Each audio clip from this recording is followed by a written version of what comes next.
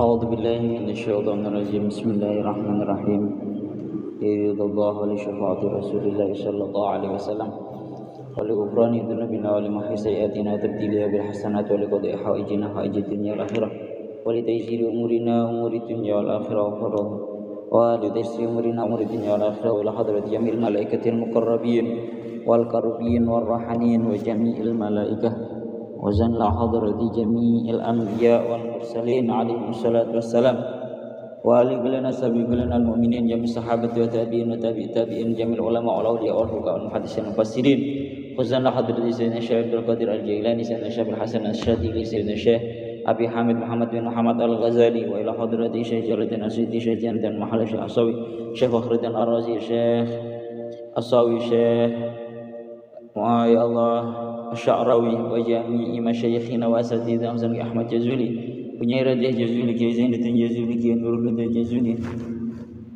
Kiai Hamid Jazuli Kiai Fatman Jazuli Kiai Jazuli Kiai Mahfud Sirad wa Dirah wa ila hadrati jami ahli Indra semua dalam al-hayya min Muhammad Sihari wa kibari musanna hadrati Mbah Zaid Ali Azhar wa Mbah Mujahid wa Mbah Abdul Qahar wa Mbah Ubaidah wa Mbah Timiyati wa Mbah Hajar wa Mbah Mansur wa ila hadrati jami amwatina jami bismillah wa ila hadrati Abu Abdullah Sulaiman al-Fakar wa Ahmad Hamad ba'alihi wa bi'akhadi wa bi'akhadi ma'abah wa namni ismin jabul jami amwatina ya Allah lahumul fatihah a'udhu billahi minasyaitanir rajim bismillahirrahmanirrahim alhamdulillahi rabbil alamin arrahmanirrahim maliki yawmiddin iyyaka na'budu wa iyyaka nasta'in ihdinas siratal mustaqim siratal ladzina an'amta 'alaihim ghairil maghdubi 'alaihim waladdallin amin rabbi ighfirli wa liwalidayya wa lil mu'minina amin ya rabbal alamin innaka antal ghafurur rahim a'udzu billahi minasyaitonir rajim bismillahirrahmanirrahim qala al-mu'allif rahimahullah ta'ala wa nafa'ana bihi wa bi 'ulumihi wa bi asrarihi fid dharain amin ya rabbal alamin qala Allah ta'ala fi kitabihil karim wa asdaqul qailin a'udzu billahi minasyaitonir rajim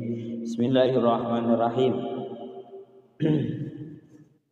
wa annal ladzina la yu'minuna bil akhirati a'tadna lahum 'adaban alima wa yukhbiru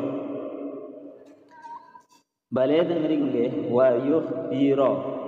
wa yukhbiru lan ya Allah ya Rabbi ya Karim lan paring berita paring khabar apa Al-Qur'an lan paring berita paring khabar apa Al-Qur'an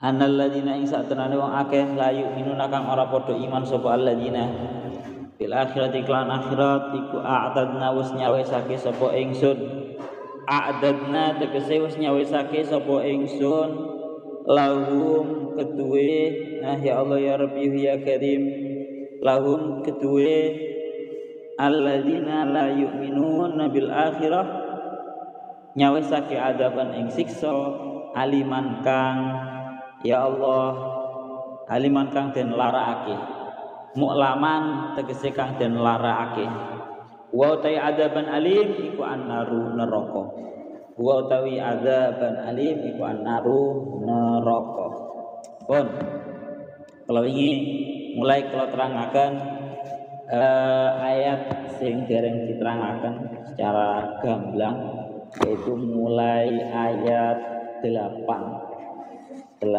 10 nih ya. Terus mulai dari ayat asarabukum ayyarhamakum itu dibuka riyen tafsir Jalalaini asarabukum ayyarhamakum surat Al-Isra ayat 8 asarabukum ayyarhamakum wa in uttum udna wa ja'alna jahannama lil kafirina hasira asarabukum ayyarhamakum ay ba'dal marra asaniyah in tubtum ya semoga ya dengan harapan Tuhan kalian semua wahai Bani Israel itu mau merahmatimu mau memberikan kasih sayang kepada kalian semua setelah tindakan merusak kalian yang kedua kalinya itu betul jika kalian semua itu mau untuk bertaubat jadi harapannya adalah untuk kaum Bani Israel setelah mereka melakukan tindakan merusaknya untuk yang kedua kalinya mereka diharapkan untuk mendapatkan rahmatnya Allah Ta'ala, kasih sayangnya Allah Ta'ala jika memang mereka mau untuk bertobat. Pun niku ngoten. Lah dilanjutaken malih teng mriki. Wa in uttum ilal fasadi udna ilal uqubah, dan jika kalian semua wahai Bani Israel itu kembali kepada melakukan tindakan perusakan, maka kami juga akan kembali untuk melakukan tindakan uqubah atau melakukan sebuah tindakan, sebuah penyiksaan. Ya bahasanya uqubah, pembalasan. Lah ternyata memang ini versi mana ya? Versi yang Syekh Jalaluddin Asyutinya ya. Waqad ati bi takdzibi Muhammadin sallallahu alaihi wasallam. Dan ternyata memang kaum Bani Israel itu terhadap Kanjeng Nabi ini perusahaan yang mereka lakukan kembali setelah tindakan merusak untuk yang kedua kalinya. Sehingga Allah Ta'ala memberikan balasan kepada mereka kaum Bani Israel rupanya apa?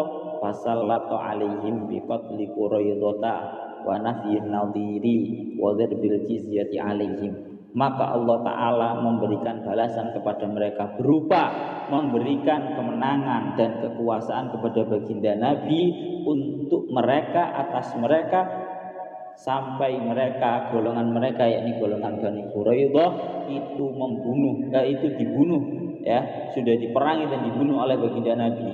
Kemudian Nafyun Nadir, kaum golongan Bani Nadir juga diasingkan oleh Kanjeng Nabi. Wadharbil jizyah alaihim, yang namanya jizyah atau pajak, mereka semua itu dikenai pajak. Pun ini kalau versi yang ada dalam kitab kitab-kitab kunonya ya. Jadi menafsiri dengan artian memang yang namanya kaum Bani Israel itu kembali untuk melakukan tindakan merusaknya setelah tindakan merusak yang kedua kalinya. Wa ja'alna jahannama lil kafirina hasira, dan kami jadikan neraka jahanam bagi orang-orang kafir sebagai penjara. Hasiran.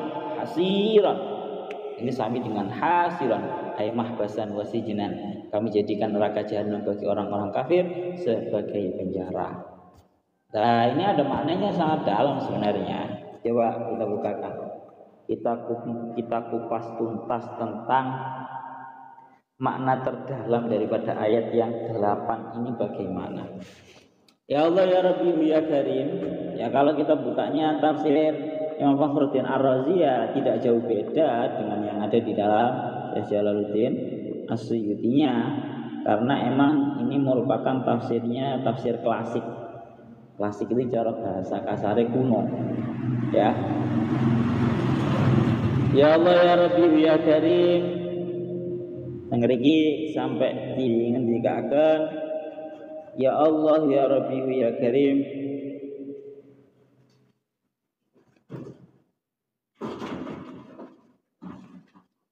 Jadi kalau kita belajar dari Syekh Imam Fakhruddin Ar-Razinya adalah inti dari ayat ke-8 ini adalah asarabukum ayyarhamakum.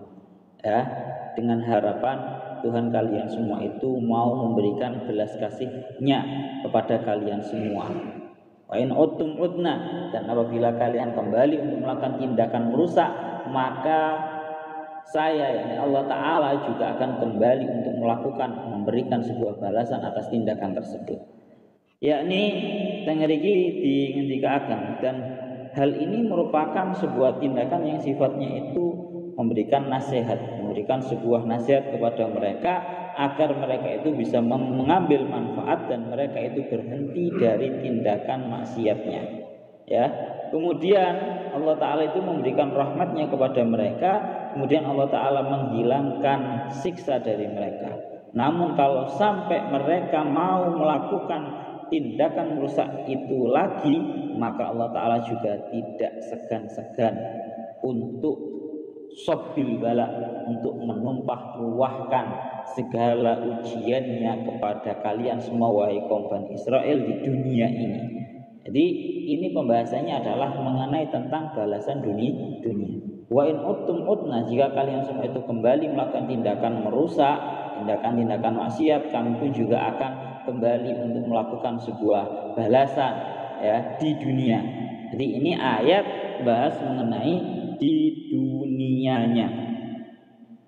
Nah, kalau dawuhnya Syekh Mutawalli Asy'arawi didhawuhaken ngeten. Ya Allah ya Rabbi ya Karim. Di dalam ayat ini asarabukum ayyarhamakum. Ini dalam ayat ini ada sebuah isyarah bahwa sesungguhnya memang kaum Bani Israel ini akan kembali kepada sebuah kehinaan dan mereka tidak akan kembali lagi kepada sebuah masa kejayaannya. Tengeriki didawakan kalian Syekh Mutawalli Asy'arawi seperti itu. Ya Allah ya Rabbi ya Karim.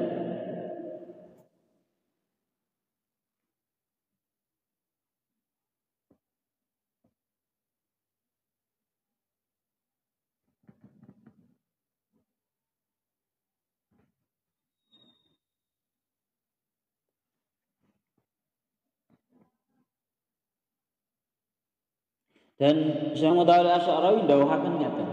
Jadi dari dawuhnya Allah Ta'ala asarabukum. Mungkin saja Tuhan kalian semua. Ini kalau dawuhnya Syekh Mutawalli Asy'arawi, lihatlah betapa Allah Ta'ala itu meredaksikan dengan bahasa rabbukum, Tuhan kalian semua. Seolah-olah memang dari ayat ini Allah Ta'ala tidak membedakan antara orang mukmin dengan orang yang kafir mengenai pembahasan masalah peradaban. Kan seperti itu nih. Malah bahasanya beliau li'anna rabbah wal mutawalli litarbiyah wal mutakafil bidomani muqawwimatil haya la yadhunnu biha hatta wa in kana al-'abdu kafiran. Nih gitu. Karena yang namanya Tuhan adalah sosok yang memang benar-benar selalu mendidik kepada semuanya dan yang menanggung terhadap semuanya untuk diberi yang namanya muqawwimatil hayah atau bahan pokok untuk menjalani kehidupan ini. Maka fal kullu amam ata'ir rububiyah sawa'un al mukmin wal kafir wa ta'i wal asy. Maka semuanya tentang masalah pemberian ketuhanan itu akan dianggap sama, baik itu orang mukmin atau orang kafir, orang yang maksiat ataupun orang yang taat, semuanya sama. Ini kemarin juga sudah dibahas kan. Pokoknya sapa wae wong sing gelem melakukan atau berusaha untuk menghadapi dan lebih maju di dalam peradabannya dengan cara dia bersungguh-sungguh, maka dia akan berhasil sekalipun dia orang kafir, sekalipun dia orang yang bermaksiat. Begitu juga sebaliknya, sekalipun orang mukmin kalau dia tidak mau untuk lebih maju dalam peradabannya, untuk bersungguh-sungguh di dalam segala sektornya agar lebih maju, maka ya dia akan mendapatkan sebuah ketertinggalan. Ini dawuhnya Syekh Mutawalli Asy'arawi seperti itu. La ayyarhamakum, ya, ayyarhamakum.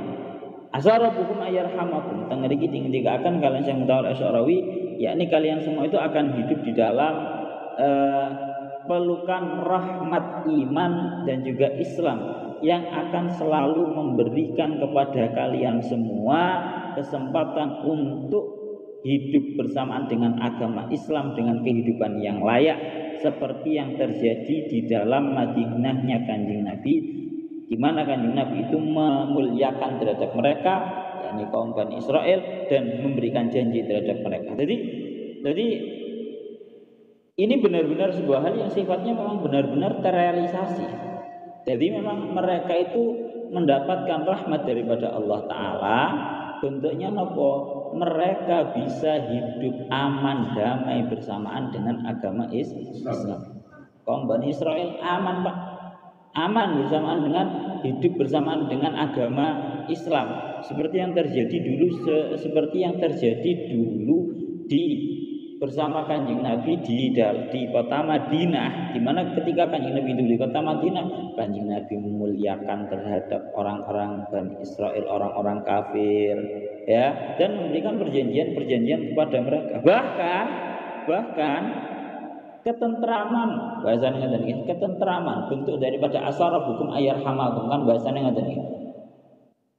Dengan harapan Tuhan kalian semua wahai kaum Bani Israel itu merahmati, mengkasih sayangi terhadap kalian semua. Bentuk kasih sayang yang telah benar-benar diberikan oleh Allah Ta'ala, versi tafsirnya Syekh Mutawalli Asy'arawi adalah mereka mampu hidup aman damai di dalam pelukan agama Islam. Paham ya? Nggak ada ceritanya orang kafir kaum Bani Israel hidup tidak aman damai di dalam pelukan agama Islam, nggak ada. Yang terjadi bahkan di dalam tarikh, dalam cerita disebutkan Kanjeng Nabi dalam kota Madinah. Nah, Madinah Kanjeng Nabi Islam sudah berjaya, Islam sudah sangat kuat. Jumlahnya pengikut agama Islam pada waktu Kanjeng Nabi sudah di Madinah berjaya itu sudah 12.000 orang. Wakeh, iki cara kepingin meserso, cara kepingin teman-teman, cara kepingin perang itu iso. Tapi Kanjeng Nabi tidak model seperti itu. Kanjeng Nabi tetap mampu menjaga yang namanya sebuah toleransi dan hidup aman, damai, bersertaan dengan orang-orang yang non-muslim sekalipun kaum Bani Israel. Bahkan di sini diceritakan, bahkan saking adem ayem tentreme, saking begitu besarnya toleransi yang ada yang diajarkan oleh baginda Nabi dalam agama Islam, yang mana ini memang merupakan bentuk daripada asarabukum ayyarhamakum, bentuk rahmat dan juga kasih sayangnya Allah Ta'ala kepada kaum Bani Israel. Dulu diceritakan bahwa Kanjeng Nabi itu ya, ketika ingin menghutang, Kanjeng Nabi tidak menghutang dari orang Islam, tapi malah utang dari kaum Yahudi. Iling-iling.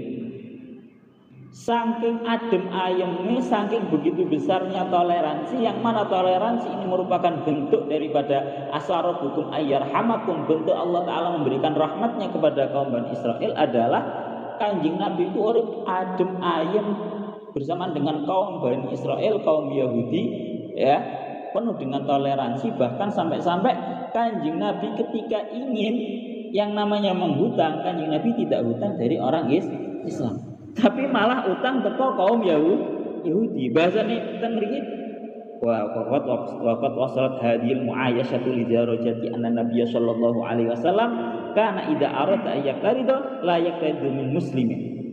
Saking adem ayemnya ya, itu sampai-sampai baginda Nabi itu lek cara utang gak utang teko muslim, bahkan ayaqridu minal yahud. Kanjeng Nabi itu lek utang nanggung Yahudi.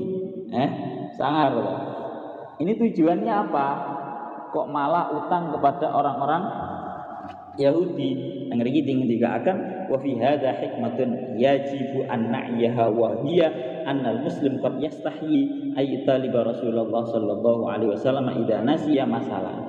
Amal yahud fasaufa yulihu fi talabi haqqihi wa idza nasiya Rasulullah sayudzakiru. Gitu. Coba kenapa ada hikmah besar, kenapa Kanjeng Nabi itu lek utang malah utang teko nang kaum Yahudi, bukan nang orang Islam. Alasannya adalah satu, lek Kanjeng Nabi utang nang Islam ya, sampai Kanjeng Nabi itu umpama Kanjeng Nabi itu supe mboten bayar, ya sing orang Islam ya gak bakalan wani, Pak. Sungkan katene jaluk, katene menagih ini loh. Sungkan gak berani kepada baginda Nabi. Bedanya kalau Kanjeng Nabi itu utang nang golongane orang Yahudi. Wah, Kanjeng Nabi sampai umpama supe langsung ditagih. Napa? Langsung ditagih dengan beraninya pasti seperti itu. Oleh karena itu sering kita temukan bahwa orang-orang Yahudi itu seringkali berdebat dengan baginda Nabi dan menyalahkan terhadap Kanjeng Nabi berulang-ulang kali. Yaitu napa? Niki disebutkan dulu diceritakan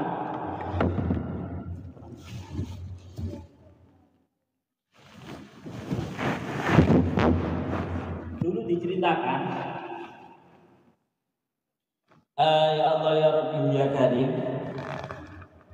Dulu itu diceritakan bahwa suatu ketika baginda Nabi itu sudah membayar hutangnya terhadap orang Yahudi. Kanjeng Nabi itu harus bayar, Pak, nang Yahudi itu bayar. Cuma kebetulan orang Yahudi ya supaya umum mereka itu mengingkari mereka itu mengingkari terhadap hutang yang telah dibayar sama baginda Nabi. Sampai-sampai mereka berkata bahwa ya Allah ya Rabbi ya Karim, Sampai-sampai mereka berkata seperti ini kalau di sini bahasanya. Lidzalika kana al-yahudu katsiran ma yujadiluna Rasulullah sallallahu alaihi wasallam wa yughalidunahu miraran. Sering kali diminta orang-orang Yahudi itu melakukan tindakan debat dan menyalahkan terhadap baginda Nabi. Bahkan waktu hadasa diceritakan dulu itu ada bahwa Rasulullah itu telah membayar hutangnya. Waktu hadasa an wafa Rasulullah di ahadim dainah. Kanjeng Nabi sudah membayar terhadap hutangnya. Tapi lakinnahu angkarahu wa atta yutalibu bihi min jadid. Orang Yahudinya enggak terima dan ingkar bahwa Kanjeng Nabi itu sudah membayar. Wa akhadha yuraji'u Rasulullah wa yughalitu wa yunkiru wa yaqulu abghini syahida. Saking gak percaya, saking ingkare, orang Yahudi bisa berkata kepada Kanjeng Nabi, lek pancen sampean wis bayar Kanjeng Nabi, coba datangkan saksi. Lah, dawuhnya Syekh Mutawalli Sya'rawi. Lah, kebetulan pas waktu Kanjeng Nabi itu membayar hutangnya, itu enggak ada satupun orang yang menjadi saksi. Akhirnya, secara bahasa kasar ngomong Kanjeng Nabi bingung.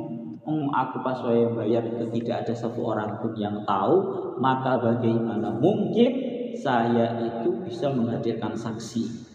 Kanjeng Nabi batin kayak ngono. Akhirnya tiba-tiba ada salah seorang sahabat yang namanya Khuzaimah. Tiba-tiba Khuzaimah itu mengetahui yang namanya orang Yahudi itu menuntut Kanjeng Nabi untuk mendatangkan saksi bahwa beliau sudah membayar utangnya. Syekh Khuzaimah pun langsung berkata, ana ya Rasulullah kuntu syahidan. Kanjeng Nabi saksi ini kula sing dados saksi bahwa panjenengan itu sampun bayar utangi panjenengan itu kula. Waqad akhadha hadzal yahudi dainahu. Dan ini orang Yahudi sudah mengambil hutangnya, sampun panjenengan sauri, sampun sudah diambil juga sama orang Yahudi ini. Akhirnya orang Yahudi itu diam, tak berani jawab karena Khuzaimah sudah bersaksi. Maka itu menunjukkan bahwa memang yang namanya orang Yahudi itu sedang berbohong. Orang Yahudi diam kemudian ngalih. Lah Kanjeng Nabi tanglet dumateng sahabat Khuzaimah. Seraya berkata begini, sudah berduaan dengan Khuzaimah, sahabat Khuzaimah sudah hanya tersisa 2 orang baginda Nabi dan juga sahabat Khuzaimah. Dan si orang yang memiliki piutang, orang Yahudi yang memiliki piutang ini sudah pergi. Kanjeng Nabi langsung tanglet dumateng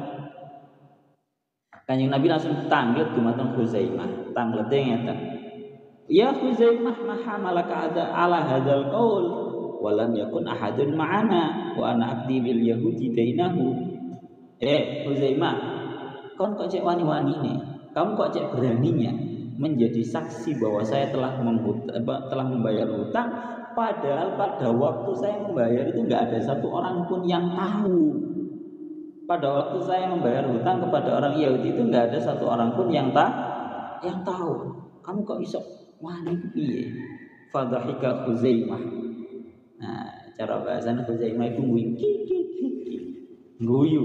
Seraya berkata, ya Rasulullah, a'usaddiquka fi khabaris sama wa ukadzibuka fi iddati darahim. Daunnya Khuzaimah, ya wahai Rasulullah, jenengan saja saya itu loh membenarkan panjenengan tentang khabaris sama atau beritalah.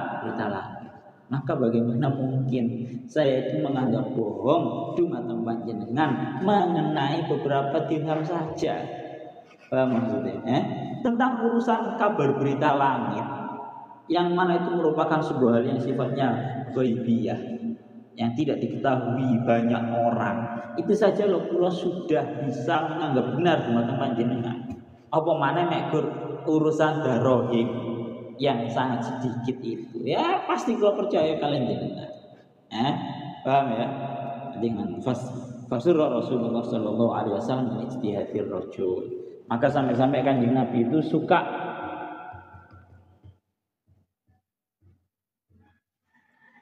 Maka sampai-sampai Kanjeng Nabi itu suka menyukai terhadap ijtihadnya ini orang. Kan pinter berarti ngono kuwi Kan pinter. Jadi bersaksi bukan atas dasar karena memang dia itu tahu, karena dia itu melihat, bukan.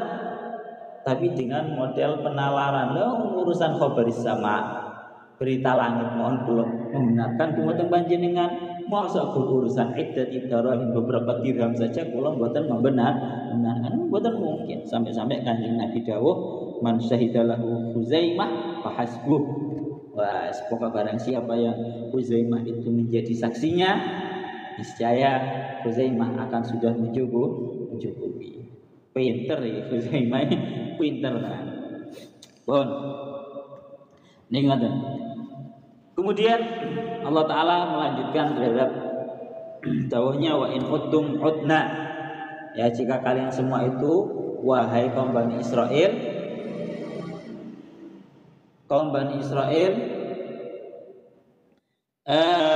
melakukan tindakan perusahaan, maka kami juga akan kembali untuk melakukan sebuah pembalasan atas tindakan merusak kalian semua itu. Maksudnya seperti itu. Ini adalah balasan di dunia. Wa huwa la yunjibu min jazail akhirah. Ya, ini masih mengenai pembalasan di dunia. Jadi, bagi masalah tilka ukhra, balasan di dunia itu perkara beda, balasan di akhirat juga perkara beda. Makanya mari didhawuhaken jangan sampai ada pemahaman bahwa orang yang sudah mendapatkan balasan di dunia berarti besok di akhirat bebas badan, ya. Maka yang namanya sebuah balasan atas dosa itu allati tubarri wal mudnim min adzabil akhirah maka fi hidnil Islam. Ngoten lho. Jadi sebuah siksaan atas dosa yang membebaskan si pendosanya dari siksa akhirat itu tidak berada di dalam ajaran agama Islam. Karena apa? Karena kalau sampai terjadi seperti itu, niscaya akan sama orang yang telah dihad dan juga orang yang belum dihad. Artinya begini, kalau semisal ada orang yang melakukan tindakan mencuri kemudian tangannya dipotong, ya, dan ada orang lain yang mencuri pula namun tangannya tidak dipotong, maka ketika keduanya ini sama di dalam balasan akhirat, faqad zada ahaduma 'anil akhar fil 'uqubah, maka salah satunya ini memiliki nilai lebih di dalam masalah pembalasan. Berarti ini lebih kejam. Wa kaifa yastawi alladhi qutiat yaduhu wa asyadidil ladhi wa la umrihi ma'aman afilat minal 'uqubah hadza in kana al-mudnibu mu'minan. Oh, jadi intinya adalah wa uqubatud dunya huna la tufi sahibaha min uqubatil akhirah lidzalika yaqulu ba'daha wa ja'alna jahannama lil kafirina hasira. Jadi perlu kamu angen-angen tenanan. Jadi ayat itu ada dua. Dalam satu ayat ini ada dua kalimatnya, ada dua pembahasannya. Yang pertama wa in uttum udna, kemudian dilanjutkan lagi wa ja'alna jahannama lil kafirina hasira. Jadi ketika kalian semua wahai kaum Bani Israel itu melakukan tindakan merusak kembali, maka kami juga akan kembali memberikan balasannya, yakni langsung kontan di dunia. Ya. Dan jangan sampai ada pemahaman orang yang sudah diberi hukuman di dunia berarti di akhiratnya dia tidak mendapatkan hukuman. Salah. Itu salah. Sama sekali itu salah. Makna dilanjutkan dengan lagi. Melana Allah Ta'ala itu dawuh di dalam anunya, di kelanjutan itu wa ja'alna jahannama lil kafirina hasira, dan kami menjadikan neraka jahanam bagi orang-orang kafir sebagai penjara, ai mahbasan wasijnan, ya, ai mahbasan wasijnan. Napa Gusti Allah dawuh ngoten seperti yang didawuhkan oleh Syekh Mutawalli Asy'arawi, juga yang didawuhkan oleh Al Imam Fakhruddin Ar-Razi. Beliau itu dawuh, kenapa kok dingendikaken dan kami menjadikan neraka jahanam merupakan bagi orang-orang kafir merupakan sebuah penjara? Karena yang namanya dunia ini walaupun balasannya sudah sangatlah kejam, tapi terkadang ada beberapa orang yang lolos daripada siksa dunia. Siksa dunia ini walaupun sudah disiapkan, namun ada beberapa orang yang sifatnya itu lolos dari siksaan dunia. Oke, kita lihat orang-orang di luar sana yang memiliki pangkat, ya, orang-orang yang memiliki pangkat dan seterusnya, mereka ketika melakukan sebuah tindakan kriminal, mereka mampu lolos daripada yang namanya sebuah hukuman di dunia. Makanya Allah Ta'ala memastikan wa ja'alna jahannama lil kafirina hasira. Kami menjadikan neraka jahanam untuk orang-orang kafir sebagai tempat penjara. Artinya tidak akan ada yang lolos dari siksaannya Allah Ta'ala besok di akhirat yang berupa neraka jahanam itu tadi. Tidak akan ada yang lolos sekalipun dia punya pangkat di dunianya, sekalipun apapun itu pun. Mulanya dalilnya tadi wa ja'alna jahannama lil kafirina hasira. Kalau bahasanya Syekh Fakhruddin Ar-Razi ini, beliau itu dawuh seperti ini. Niki lho, wal makna anna adzab dunya wa in kana syadidan qawiyan illa annahu qad yatafallatu ba'dun nasi anhu. Siksa dunia ini terkadang walaupun sudah sangat pedih, sangat kejam, akan tetapi ada sebagian orang yang mampu lolos, ya. Walladhi yaqau fi dzalikal adab yatakhallasu anhu. Ada yang mampu lolos imma bil maut, ada kalanya belum dihukum sudah mati duluan. Wa imma bi tariqin akhar, atau dengan cara-cara yang lainnya, dia punya pangkat ataupun yang lainnya sehingga dia bisa keluar terbebas dari yang namanya siksaan dunia. Maka bisa dipastikan wa amma adzabul akhirah fa innahu yakunu hasilan lil insani muhitan bihi la raja'alahu fil khalasi anhu. Adapun kalau siksa akhirat berupa neraka jahanam, maka itu suatu hal yang sifatnya benar-benar mengepung terhadap mereka, mengepung terhadap seorang manusia, ya, tidak ada harapan untuk selamat darinya. Maka fahaulail aqwam lahum min adzabid dunya ma wasafnahu wa yakun lahum ba'da dzalika min adzabil akhirati ma yakun muhitan min jami'il jihad wa la yatakhallasuna minhu abada. Itu kesimpulannya seperti sama persis dengan yang didawuhkan sama Imam Syekh Mutawalli Asy-Sya'rawi, sama persis. Wa ja'alna jahannama lil kafirina hasira. Mari ya. Sekarang mulai pembahasan ayat yang selanjutnya, ayat yang ke-9. Inna hadzal Qur'ana yahdi lillati hiya aqwam wa yubashshirul mu'minina alladziina ya'maluna shalihati anna lahum ajran kabira. Jadi kita akan mengatakan inna hadzal Qur'an yahdi lillati ayat tariqati allati hiya aqwam ay a'dalu wa aswab. Sesungguhnya Al-Quran ini menunjukkan kepada jalan itu sangatlah lurus, sangatlah adil, sangatlah benar. Iki ngeten. Ya Allah ya Rabbi ya Karim, malah teng mriki didhawuhaken faman tamassaka fihi naja wa man hada anhu halak. Barang siapa yang mau berpegangan dengan Al-Quran maka akan selamat, dan barang siapa yang melenceng dari Al-Quran maka dia akan mengalami sebuah kebinasaan. Seperti yang didhawuhkan di dalam hadis, inni tarikun fikum saqalain, dawuhnya Kanjeng Nabi, sesungguhnya aku meninggalkan di dalam kalian semua dua hal yang sangat berat, ya. Ma in tamassaktum bihi ma lan tadillu abada. Yang apabila kalian semua itu mau berpegang teguh dengan dua hal tersebut, niscaya kalian tidak akan sesat untuk selamanya. Yaitu napa? Kitabullah wa itsrati, kitabnya Allah Ta'ala dan juga keturunanku. Dawuh Kanjeng Nabi. Dua hal yang ditinggalkan oleh Kanjeng Nabi, jika kalian semua itu mau berpegangan terhadap kedua hal tersebut, niscaya kalian tidak akan tersesat. Pertama kitabullah, yaitu kitabnya Allah. Pokoknya gelem benar-benar berpegangan dengan isi Al-Quran, maka tidak akan tersesat. Yang nomor dua itsrati, Dalam satu hadis itu wa sunnati. Ada satu hadis dan juga sunnahku. Sunnahnya kanjeng Nabi. Tapi dalam hadis yang riwayat yang lainnya wa itsrati ahli baiti. Yakni anak keturunan. Pokoknya sapa wong sing gelem benar-benar mengikuti terhadap anaknya, anak keturunannya baginda Nabi, cucu baginda Nabi, niscaya dia tidak akan tersesat. Jadi orang ini Pak, istilah benci terhadap para habaib itu enggak ada. Ini jaminan daripada kanjeng Nabi bahwa barang siapa yang berpegangan dengan dua hal ini, yakni Al-Quran dan keturunannya baginda Nabi, itu tidak akan tersesat. Itu maksudnya. Lah, sekarang masuk kepada pembahasan lafadznya. Inna hadzal Qur'an yahdi lillati hiya aqwam.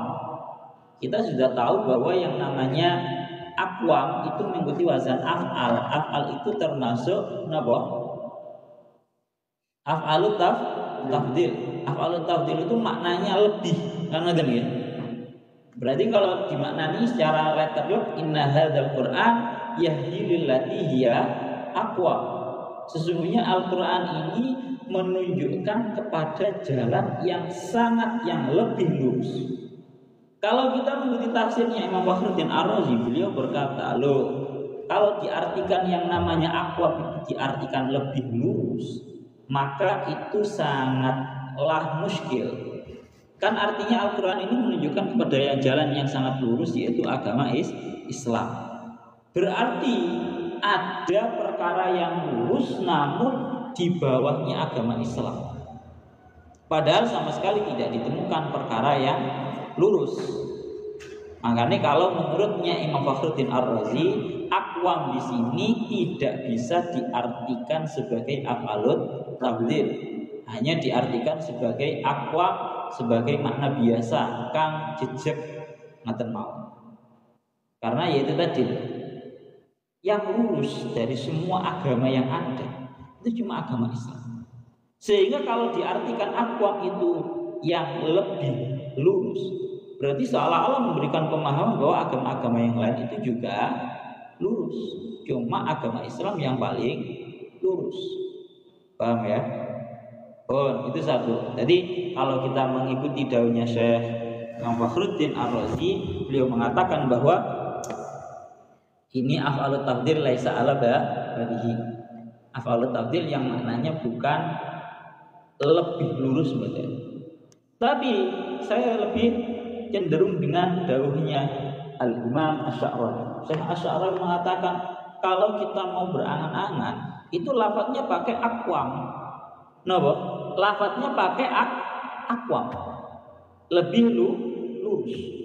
Dawuhnya Syekh Mutawalli Asy'ari seperti ini. Sebelum dilanjutkan ingatan, doanya Syekh Mutawalli Asy'ari ketika turunnya ayat ini inna hadzal Qur'an, ketika turunnya ayat ini pada waktu itu Al-Qur'an masih belum sempurna. Akan tetapi tetap tidak salah kalau diredaksikan dengan inna hadzal Qur'an. Karena satu ayat dari Al-Qur'an itu sudah bisa disebut sebagai Al-Qur'an. Itu yang pertama doanya Syekh Mutawalli Asy'ari. Lah, kemudian ini menjadi pembahasan. Yang namanya Al-Quran secara garis globalnya adalah sholihun likulli zamani wa makanin. Yang namanya Al-Quran ini pasti akan terus relevan. Paham relevan orang?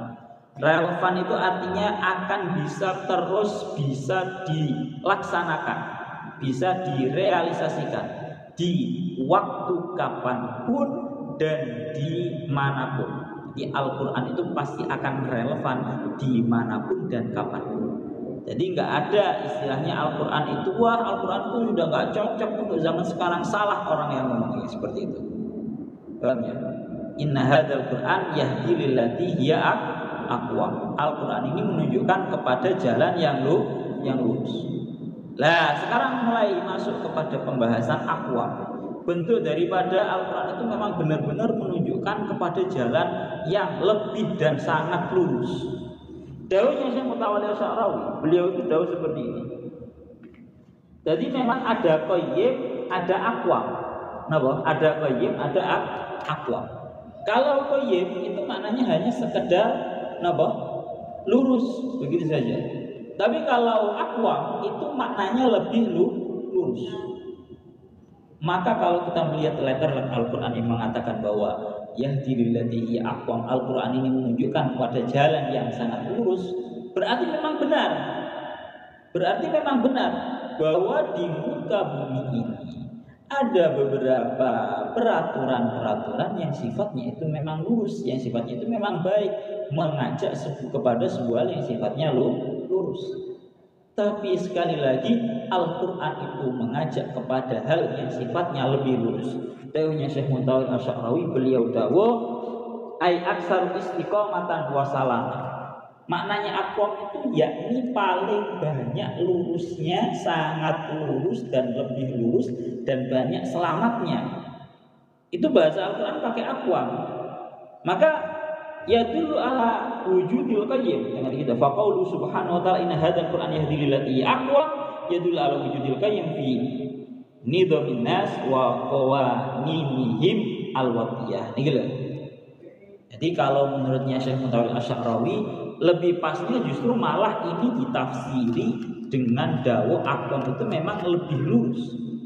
Karena memang di muka bumi ini ada peraturan-peraturan yang sifatnya itu memang membawa dan mengajak kepada jalan yang lurus, tapi sangat tidak lebih lurus, tapi hanya kepada lurus saja.